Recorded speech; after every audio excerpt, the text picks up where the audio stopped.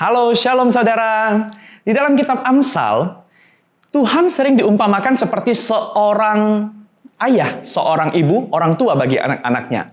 Nah, peran utama seorang ayah, orang tua pada umumnya bagi anak-anaknya adalah memastikan bahwa anak-anaknya itu mengenal jalan yang benar, jalan yang salah, mana yang baik dan mana yang jahat. Tetapi harus dipastikan bahwa suasana mengajar ini harus dalam suasana lingkungan yang menyenangkan.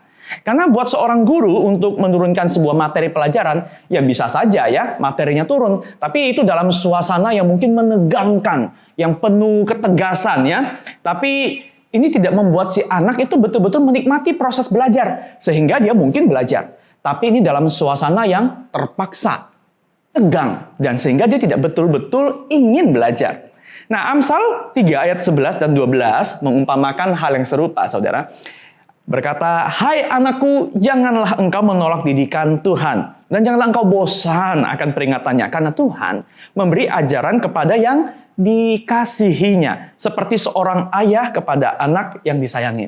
Nah, kalau Amsal itu sering mengarahkan orang tua, itu memang untuk melakukan disiplin terhadap anak. Tetapi, yang mendasari semua disiplin itu adalah kasih dan kecintaan yang bisa dengan jelas dirasakan oleh sang anak. Nah, jadi orang tua yang menyenangkan adalah dia yang bisa selalu menemukan kelebihan, kebaikan si anak sehingga bisa dipuji, bisa ditunjukkan gitu ya, apa saja yang menjadi kekuatan si anak.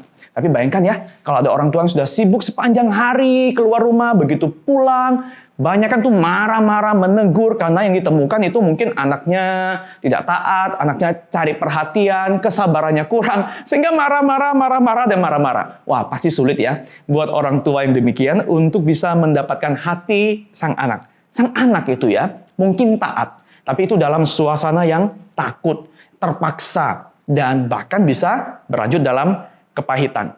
Nah, kalau Amsal mengumpamakan kasih Tuhan, itu bagaikan orang tua yang mendisiplin anaknya itu dalam kasih. Nah, kasih dan penerimaan itu selalu mendahului sebuah disiplin yang efektif.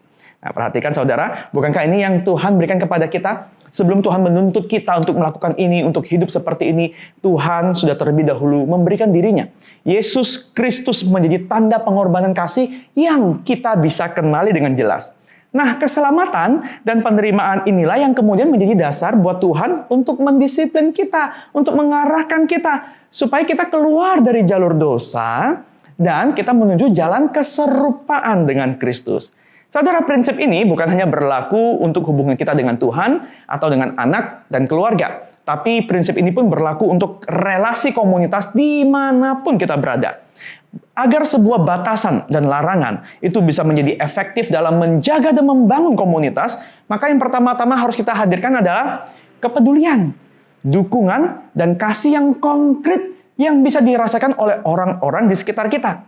Dengan demikian, ketika kita memberikan batasan atau larangan, kita nggak perlu susah payah merangkai kata bersilat lidah untuk meyakinkan orang bahwa maksud kita itu baik.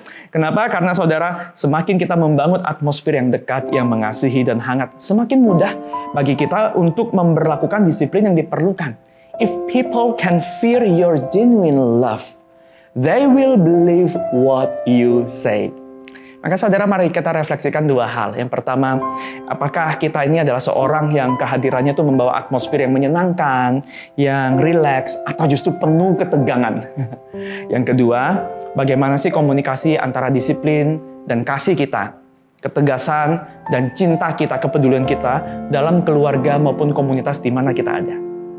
Mari kita berdoa memohon kepada Tuhan, sebagaimana Engkau Tuhan Yesus menunjukkan kasih sebelum Kau mendorong dan menuntut kami, maka berikan kepada kami juga hati yang serupa, memberikan kasih kepedulian sebelum kami memberikan disiplin untuk membangun sesama kami. Dalam nama Tuhan Yesus, amin.